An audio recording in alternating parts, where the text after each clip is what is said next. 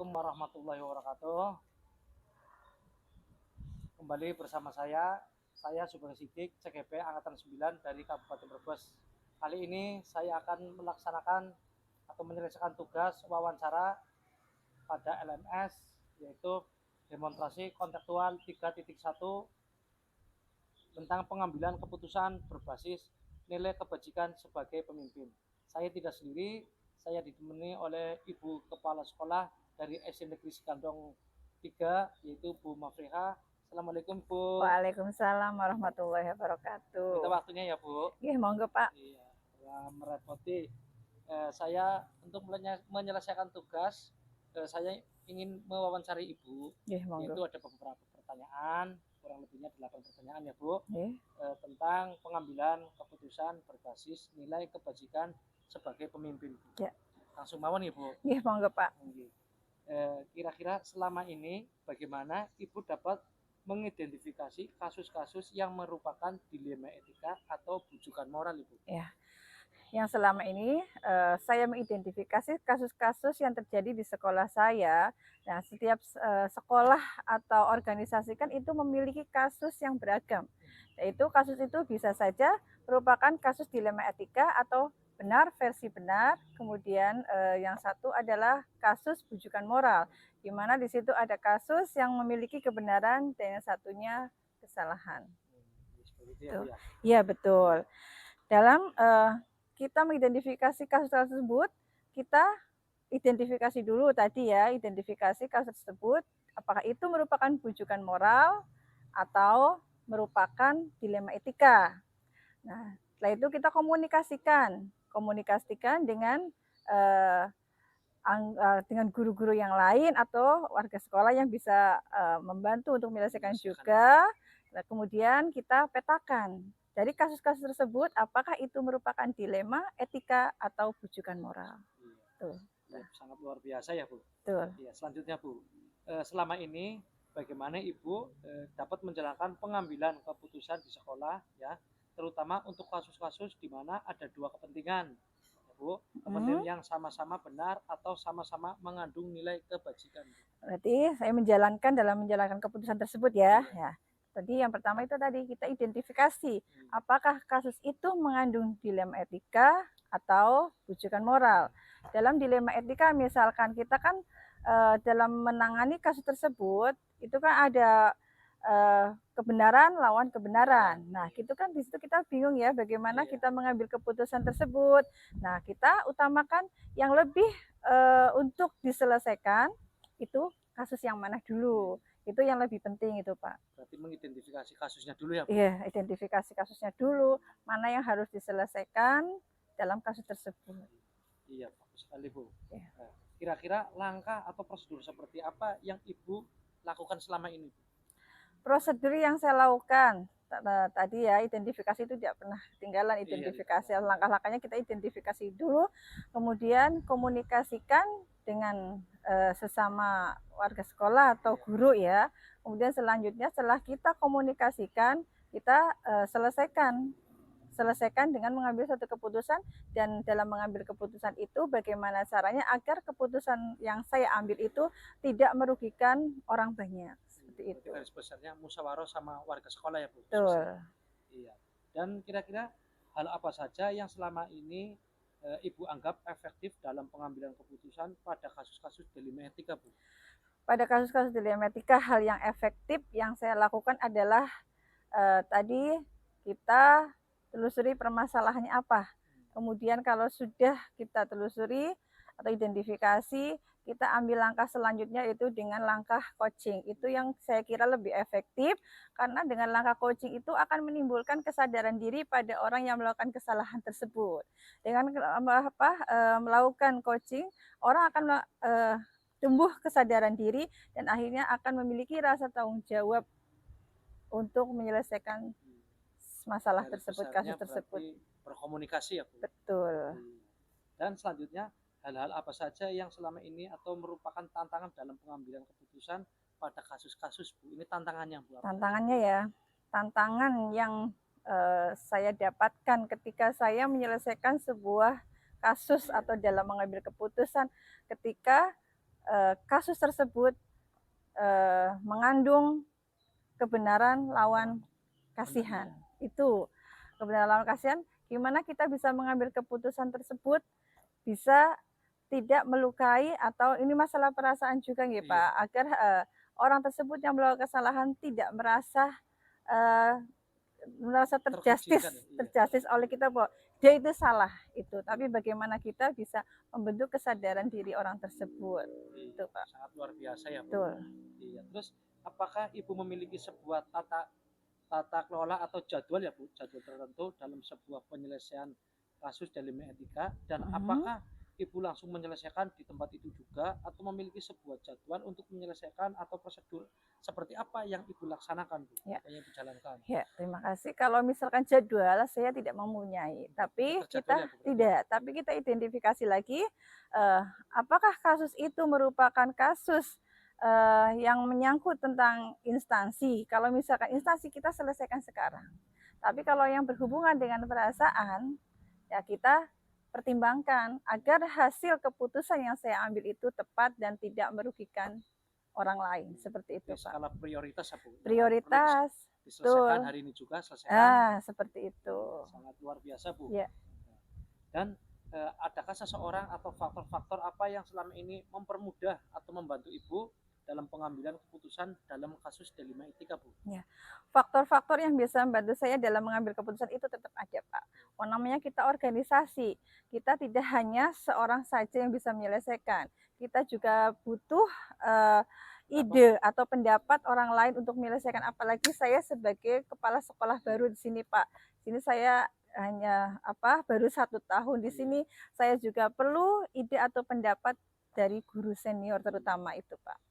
Dari sekolah lain ya, Bu. Betul. Dan yang terakhir ini, Bu. Ya. Dari semua hal yang telah disampaikan oleh Ibu, kiranya pembelajaran apa yang dapat dipetik dari pengalaman Ibu mengambil keputusan dilema etika, Bu? Ya.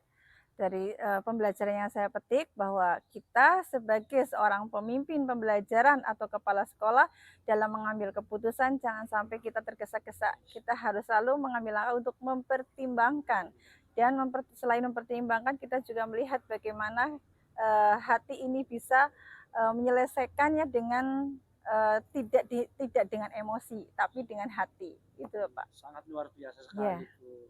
Sukses terima selalu kasih, ya, Bu. Terima kasih. Ya. Jadi saya mengucapkan terima kasih untuk acara wawancara hari ini ya, Bu. Ya.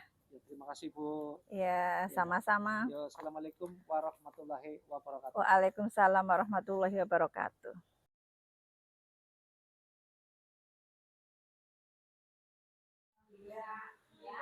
Assalamualaikum warahmatullahi wabarakatuh.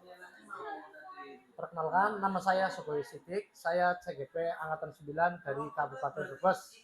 Kali ini saya akan melaksanakan kegiatan wawancara untuk memenuhi tugas demontase kontraktual 3.1 dengan materi pengambilan keputusan berbasis nilai kebajikan sebagai pemimpin. Dan kali ini juga saya tidak sendiri, saya dengan Ibu Kepala Sekolah, Bu Nurika. Assalamualaikum, Ibu. Waalaikumsalam warahmatullahi wabarakatuh. Iya, beliau adalah Kepala Sekolah dari SD Negeri Kupu 1, Kecamatan Wanasari, Kabupaten Brebes. Langsung saja saya akan melaksanakan kegiatan wawancara. Langsung mawon, Ibu. Iya.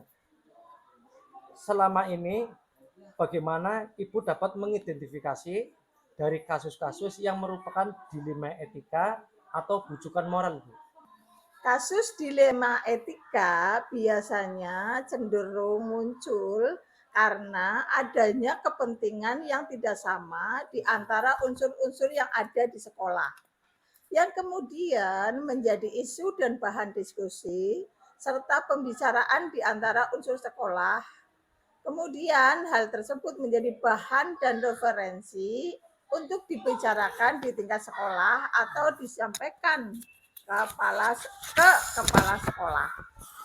Saya dalam menyikapi hal tersebut akan melakukan klarifikasi dan konfirmasi terhadap pihak-pihak yang teridentifikasi untuk dimintai keterangan dan pendapat terhadap apa yang menjadi permasalahan, dengan asumsi bahwa permasalahan pasti akan bisa diselesaikan hanya dengan komunikasi dan koordinasi. Kemudian akan diputuskan dengan mempertimbangkan meminimalisir potensi negatif keputusan dan memaksimalkan potensi positif dari keputusan. Sangat luar biasa ya Bu. Nah, pertanyaan berikutnya Bu, yang kedua yaitu selama ini bagaimana Ibu menjalankan pengambilan keputusan di sekolah Ibu, terutama untuk kasus-kasus di mana ada dua kepentingan, yaitu kepentingan yang sama-sama benar atau sama-sama mengandung nilai kebajikan Bu. Pengambilan keputusan terkait dengan hal tersebut saya lakukan dengan pendekatan, komunikasi, dan koordinasi. Karena bagaimanapun pemimpin itu hanya menentukan dan mengambil keputusan. Akan tetapi referensi dan indikator serta pertimbangan-pertimbangan dalam pengambilan keputusan ada pada unsur di dalam organisasi, yaitu stakeholder internal jika berkenaan dengan hal-hal internal. Iya, bisa Bu. Nah, terus selanjutnya kiranya langkah-langkah atau prosedur seperti apa yang biasa Ibu lakukan selama ini Bu?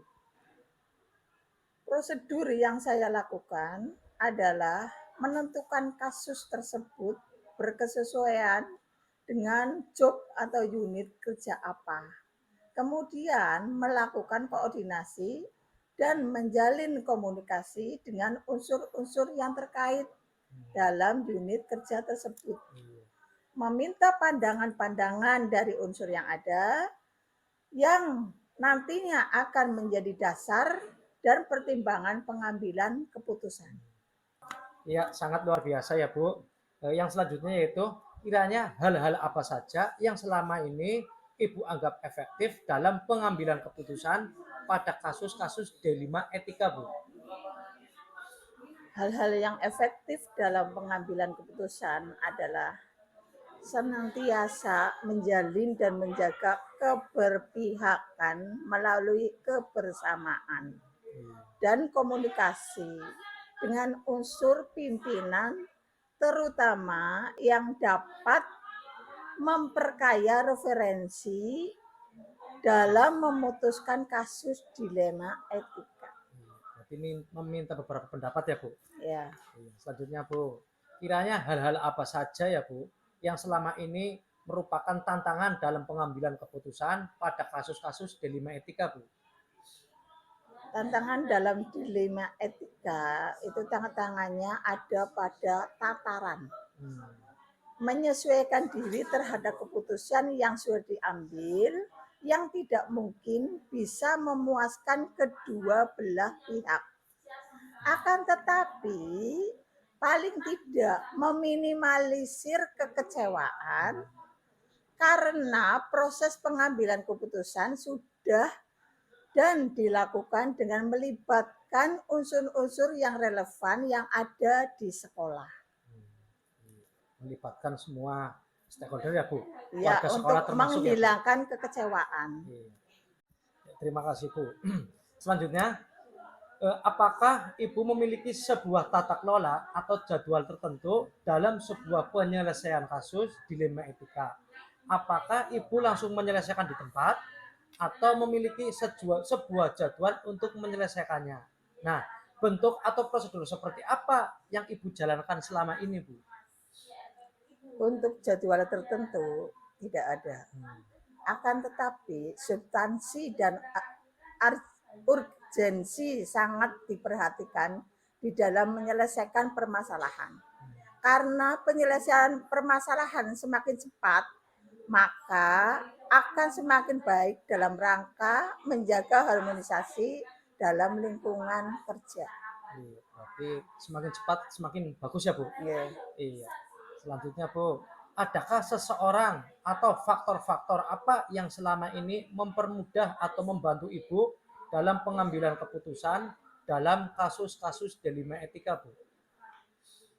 Seseorang atau faktor-faktor yang mempermudah dalam pengambilan keputusan, sesungguhnya tidak ada. Tidak ada yang khusus.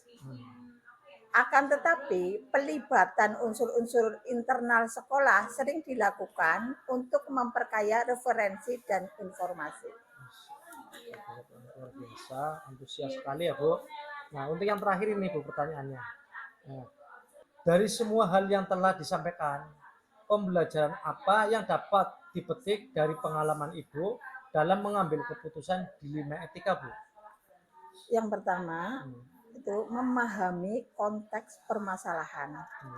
Yang kedua, koordinasi dan komunikasi sangat penting adanya karena selain untuk menjaga harmonisasi lingkungan kerja, juga untuk memperbanyak referensi.